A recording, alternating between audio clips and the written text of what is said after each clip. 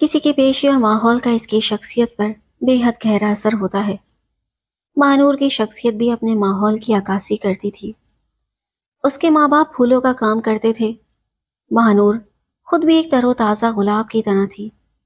اس کے ہونٹ اگر گلاب کی پتیوں کی مانند تھے تو گالوں پر کلیاں چٹکتی تھیں۔ پورے علاقے میں وہ پھولوں والی مشہور تھی۔ اپنے رنگ و روپ اور خوبصورتی کی طاقت سے وہ بخوبی آگاہ تھی، اور اس نے بیک وقت کئی لڑکوں کو بے وقوف بنایا ہوا تھا۔ میری ساس اس لڑکی کے بارے میں کہا کرتی تھی کہ لڑکی کیا ہے، ایک چھلاوا ہے، ابھی یہاں تو ابھی وہاں، آج اس کے ساتھ تو کل کسی اور کے ساتھ۔ ہر شخص پہلے تماشا دیکھتا ہے، پھر خود ہی تماشے کا حصہ بن جاتا ہے۔ یہ پھولوں والی تڑپاتی سب کو تھی، پر ہاتھ کسی کے نہ آتی تھی۔ وہ بس ان کو اپنے عشق کے جال میں پھنسا کر پھدو بناتی تھی۔ کبھی ایک سے سوٹ لیتی تو دوسرے سے جوتی۔ وہ کسی بڑی عمر کے مرد کو چچا قرار دیتی تو کسی کو تایا، کسی کو کزن پکارتی، لیکن تمام عاشقان نامراد اس کے باوجود اس پر جان چھڑکتے تھے۔ کچھ تو کہتے تھے کہ شادی سے پہلے تو سبھی بہن بھائی ہوتے ہیں۔ پھولوں والی کے بالکل برابر والے مکان میں میری کزن کرن رہتی تھی۔ وہ ایک شادی شدہ بال بچوں والی خاتون تھی۔ وہ جتنی خوش شکل تھی، اس سے زیادہ خوش مزاج اور خوش اتوار تھی۔ ساری بستی میں ان کو بہت عزت و احترام کی نگاہ سے دیکھا جاتا تھا۔ ان کا خاوند توصیف کام سے کام رکھنے والا ایک کاروباری شخص تھا، جو صبح اپنے کام پر جاتا اور دن ڈھلے واپس آتا۔ پھولوں والی اکثر ہمسایہ ہونے کے ناطے کرن کے گھر آ جاتی اور کافی دیر تک بیٹھی رہتی۔ کرن کی مہمان نواز طبیعت اور بہت اچھے اخلاق کے باعث اکثر ان کے سسرالی اور میکے سے مہمان آتے رہتے تھے اور ان کے یہاں کچھ روز قیام بھی کرتے۔ ان میں سے کچھ حضرات کی پھولوں والی سے آنکھ مچولی بھی ہو جاتی۔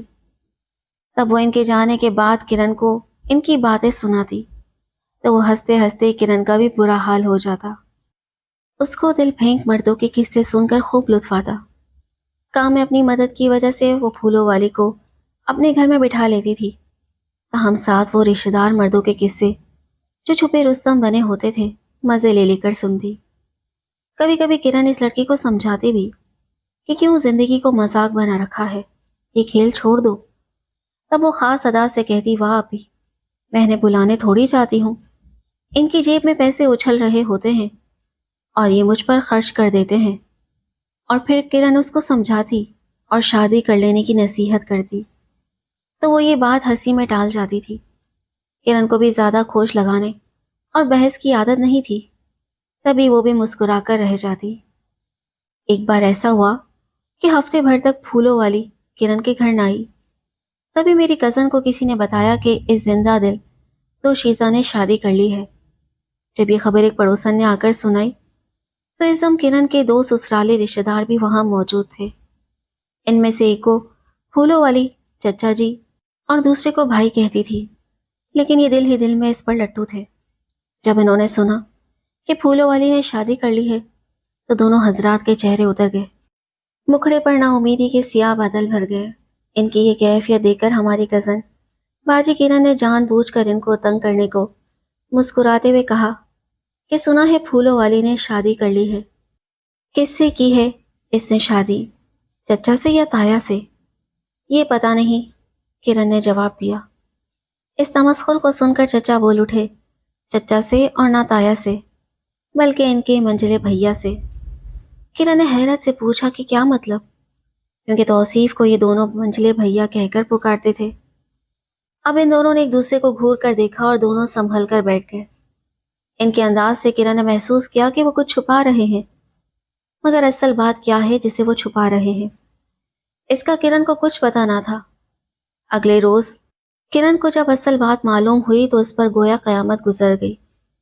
پھولوں والی نے کسی اور سے نہیں، کرن کے خاوند توصیف سے شادی کر لی تھی۔ کرن کو کچھ معلوم نہیں تھا اور اندر اندر کافی عرصے سے یہ کھچڑی پک رہی تھی۔ پھولوں والی کو یوں تو بہت سے لوگ تحائف دیتے تھے، مگر توصیف چونکہ کافی خوشحال تھا، اس کے تحائف بھی بھاری بھرکم ہوتے تھے، چنانچہ وہ سب پر حاوی ہو گیا اور پھولوں والی کا دل جیتنے میں کامیاب ہو گیا۔ وہ بظاہر تو کرن سے باتیں کرنے آتی اور ساتھ اس کا ہاتھ بٹا دیتی، مگر اندر ہی اندر اس کے شوہر سے چکر رکھا تھا۔ کرن کو صدمہ تو بہت ہوا، شوہر کی بے وفائی اور اس لڑکی کے دھوکے کا، مگر اسے معلوم تھا اب لڑائی جھگڑے اور فساد کا کوئی فائدہ نہیں، دنیا ان کا تماشا دیکھے گی، مگر حل کسی کے پاس نہیں، اور دوسرا وہ اپنے بچوں کی وجہ سے بھی مجبور تھی، اس لیے اس نے چپ سادھ لی۔ جب توصیف پھولوں والی کو گھر لے کر آیا، کرن نے صرف اتنا کہا کہ میں یہ بات بھول گئی تھی کہ پھولوں کے ساتھ کانٹے بھی ہوتے ہیں، تم نے جو کانٹے مجھے چبھوئے ہیں وہ تو میں برداشت کر لوں گی، مگر توصیف میرے بچوں کو کبھی کانٹے نہ چبھانا، ان کی زندگی کو کبھی خاردار نہ بنانا۔ اس کے بعد کرن اندر ہی اندر گھلتی رہی۔ اللہ تعالیٰ نے صورت، سیرت، عقل و فہم، اخلاق سبھی کچھ کرن باجی کو عطا کیا، لیکن وہ کسی طور حد سے باہر نہیں ہوئی۔ خدا نے کرن کے والدین کو بھی ہر نعمت سے نوازا تھا، اور انہوں نے بیٹی کی پرورش بہت ناز و نم سے کی، مگر اس کی اخلاقی اور روحانی تربیت کا بھی خیال رکھا۔ تبھی کرن باجی نہایت خوش مزاج، بلند کردار اور اعلیٰ تعلیم یافتہ ہو سکی۔ جن دنوں وہ بھی میٹرک میں تھی تو ان کے لیے رشتوں کا انبار لگ گیا۔ کافی سوچ بچار کے بعد والدین نے ایک رشتے کے لیے ہاں کی، اور وہ تھے توصیف بھائی۔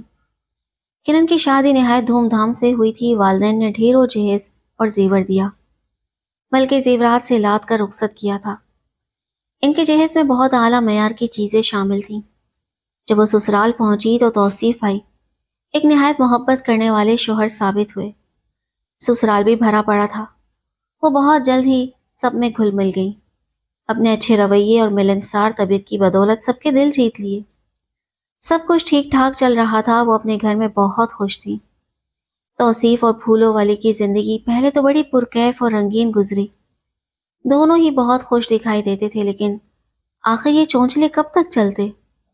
کرن تو صبر و شکر کے ساتھ گزارا کر لیتی تھی، مگر پھولوں والی تو کھلے ماحول اور کھلے خرچ کی عادی تھی، صبر اس میں نام کو نہیں تھا۔ ادھر توصیف کو احساس ہوا کہ کبھی کبھار تحفے تحائف دینا اور دل بہلانا اور بات ہے، مگر اس قسم کی عورت کے ساتھ زندگی گزارنا بہت مشکل کام ہے۔ ایسی عورت صرف دل بہلانے کے لیے ہی اچھی ہوتی ہے، گھر بسانے کے لیے نہیں۔ دونوں میں جھگڑے روز بروز بڑھتے ہی چلے گئے۔ پھولوں والی سب سے بڑھ کر اپنے حسن پر نازا تھی۔ ایک روز اس کا ایک دل جلا عاشق، جس سے اس نے محبت کے نام پر کافی رقم بٹور رکھی تھی اور اسے دھوکہ دے کر توصیف سے شادی کر لی تھی، ایک دن گلی سے گزرتے ہوئے پھولوں والی کا سارا حسن اور غرور تحساب سے برباد کر کے چلا گیا۔ شاید وہ پہلے ہی وہاں اس کی طاق میں کھڑا تھا۔ ادھر توصیف اور کرن کا ساتھ تھا تو توصیف کی آمدنی اور اخراجات میں توازن تھا، مگر جب پھولوں والی اس کی بیوی بن کر اس کے گھر آئی تو اس کا سارا بجٹ الٹ کر رہ گیا۔ زندگی میں پہلی بار اسے کاروبار میں ہیرا پھیری کرنی پڑی، مگر نہ تجربے کاری آڑے آئی اور وہ پکڑا گیا اور اسے جیل ہو گئی۔ توصیف کی قید کے دن ابھی پورے نہیں ہوئے تھے، وہ قید و بند کے دنوں میں دن رات روتا تھا اور اپنے آپ کو کرن اور اپنے بچوں کا مجرم سمجھتا تھا۔ پھولوں والی کو اب شدت سے احساس ہوا کہ پھولوں کی تازگی اور خوشبو چند روزہ ہوتی ہے، ہر بہار کے لیے خزاں ہے۔ اللہ جو کچھ عطا کرے اسے نہایت شکر و احسان کے ساتھ برتنا چاہیے۔ ان دنوں کرن کے جیٹھوں کی بچیوں کی شادی تھی اور تیاریاں زوروں پر تھیں، جب ایک دن ہمیں یہ افسوسناک خبر ملی کہ کرن باجی کا قتل ہو گیا ہے۔ ان کے سسرالیوں نے بتایا کہ کوئی ڈاکو گھر میں گھس گیا اور کرن باجی پر خنجر سے وار کر کے انہیں قتل کر دیا۔ ہم سب کے پیروں تلے سے زمین نکل گئی۔ کسی کو یقین نہ ہوتا تھا کہ کرن باجی اب زندہ نہیں ہے، مگر اصل حقیقت بعد میں کھلی، جسے سن کر ہمارے رونگٹے کھڑے ہو گئے۔ ہوا یوں کہ جب کرن باجی کے جیٹھوں کی بچیوں کی شادیاں تھیں، تبھی انہوں نے محسوس کیا کہ جیٹھ اور جیٹھانیوں کا رویہ ان سے نہایت خوش اخلاق بلکہ کسی حد تک خوش آمدانہ ہو گیا ہے۔ تبھی وہ سمجھ گئیں کہ کہیں نہ کہیں کوئی نہ کوئی گڑبڑ ضرور ہے، کیونکہ پہلے وہ ان سے لیے دیے ہی رہتے تھے۔ مشکل وقت میں بھی دوسرے رشتہ داروں نے کرن باجی کا ساتھ دیا، مگر اس کے جیٹھ خاموش تماشائی بنے بیٹھے تھے۔ ایک روز دونوں جیٹھ ذاکر اور شاکر آئے اور باتوں باتوں میں بھابھی سے درخواست کی کہ بچیوں کی شادی کرنی ہے اور ان کے پاس اتنے پیسے نہیں۔ توصیف بھائی بھی جیل میں ہے کہ ان سے بھی مدد نہیں لے سکتے، اب اس لیے وہ اپنا ہی زیور انہیں دے دیں تاکہ وہ بچیوں کی شادیاں کر سکیں۔ کچھ عرصے بعد وہ اسے اس سے بہتر زیور بنوا دیں گے۔ کرن نے کار ثواب سمجھ کر اپنا زیور انہیں دے دیا کہ اب اسے بھی ان کا آسرا تھا کہ شوہر تو لمبی قید میں تھا، انہوں نے بچیوں کی شادی دھوم دھام سے کر دی اور کرن ان کی خوشی میں خوش تھی، جبکہ اسے وہ مصیبت کا وقت بھی یاد تھا کہ جب خاوند کو جیل ہو گئی تب توصیف کے بھائیوں نے کیس کی پیروی میں تھوڑا بہت ساتھ دیا، مگر بھاوج کا حال نہ پوچھا۔ کرن نے کافی عرصہ اپنے زیورات کی واپسی کا مطالبہ ان سے نہ کیا۔ انہی دنوں جبکہ وہ بہت مشکل میں تھی، بڑی بیٹی کا رشتہ آ گیا۔ سیانوں کا کہنا ہے کہ بیٹی پیدا ہوئی تو سمجھو داماد گھر میں آ گیا۔ چنانچہ اس نے بڑے ذوق اور شوق سے بیٹی کے لیے جہیز کی چیزیں اکٹھی کرنا شروع کر دی۔ جب 3 سال بعد بیٹی کے سسرال والے تاریخ لینے آ گئے تب اس نے اپنے دونوں جیٹھوں سے زیور کی واپسی کا مطالبہ کیا۔ دونوں صاف مکر گئے کہ کیسا زیور اور کب ہم نے واپس کرنے کی بات کہی تھی۔ کرن اب خاموش نہ رہ سکی، اس نے خاندان بھر میں بات پھیلا دی اور سب نے یہی جواب دیا کہ ہم ذاکر اور شاکر کو سمجھائیں گے۔ بھائی قید میں ہے، اس کی بیٹی کی شادی ہے، انہیں ساتھ دینا چاہیے۔ جب لوگوں نے ذاکر اور شاکر کو شرمندہ کیا اور بات اڑتی اڑتی ان کی بیٹیوں کی سسرال پہنچی تو ان لوگوں نے بھی تھو تھو کی۔ سبھی خاندان بھر کے لوگ کرن کے حمایتی ہو گئے تو ذاکر اور شاکر کو اپنی بے حد صدقی محسوس ہوئی۔ گھر میں ہر وقت تناؤ رہنے لگا۔ ایک روز دونوں بھائیوں نے منصوبہ بنایا کہ کرن کا قصہ ہی پاک کر دینا چاہیے، نہ رہے بانس نہ بجے بانسری، ورنہ اس کا دیا ہوا زیور ان کی بیٹی کی شادی کے موقع پر واپس کرنا ہوگا، کیونکہ یہی رشتہ داروں میں طے ہوا تھا۔ ایک دن ان دونوں نے کرن کے کمرے میں خاموشی سے داخل ہو کر اس کو دبوچ لیا اور خنجر کے وار کر کے اس کو ہلاک کر دیا۔ ماں کی چیخیں سن کر بیٹی دوڑ کر کمرے میں آئی تو تایا بولے، بیٹی کوئی ڈاکو تمہاری ماں کو مار گیا ہے۔ وہ رونے لگی اور جب ماں کو اٹھانے کی کوشش کی تو خون سے ہاتھ بھر گئے۔ تبھی دہشت زدہ بچی نے اپنے ہاتھوں سے تایا کے بازو کو تھام لیا۔ ایک تایا نے بچی کو وہاں سے ہٹایا اور دوسرے نے سامان ادھر ادھر بکھیر دیا تاکہ ڈکیتی کا تاثر قائم ہو سکے۔ صبح سویرے گھر میں گہرا مچ گیا، سارا محلہ اکٹھا ہو گیا۔ پولیس کو اطلاع کی گئی۔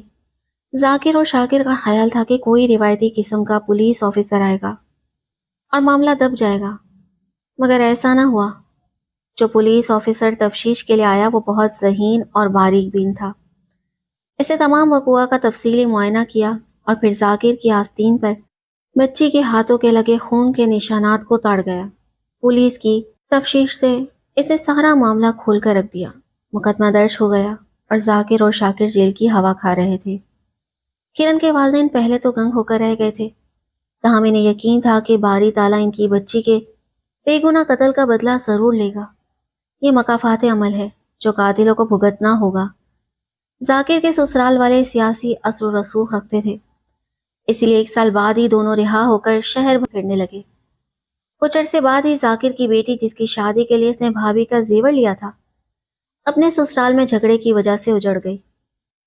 جھگڑے نے طول پکڑ لیا اور آخر ایک روز وہ اپنے گھر میں چھت کے پنکھے میں رسی ڈال کر جھول گئی۔